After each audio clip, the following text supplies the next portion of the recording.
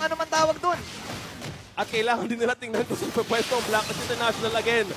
Ay, si Kaisen! Ay, naku, pal! Naku po! Nabanata ng bagong cross ng bayan. Bulado, tingnan natin. Nagko-call na ngayon ng Lord. Si Sitsui, pero yung Dragon ay inabangan nila. Inabangan ng Dragon. Si The Architect. At si Yue, mga kapitas. 4-on-5 situation. Dito, mga kalamang, for sure, mathematically speaking, ang Blacklist is international. 30 seconds ang hinihintay nila para kay Kurt. Can Kurt make it alive? Can Kurt make it? Pero ayun, si Robin! Okay!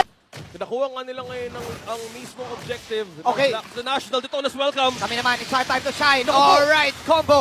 Immortality. Immortality pop. Imo, ay, Ay, grabe! with the Trojan! Ay, what a move! Grabe!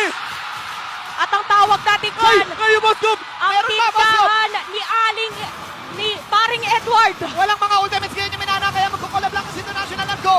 Yun yung thought na meron, at yun na rin yung mini-roll na nilabas. Knock-up sessions. Eto na ang Dragon ni Kirk, pero kakayanin ba ito? Petrify! Ultimate, what a Petrify. Haji Miguel, the double kill. At ngayon, mabimitas ang minana.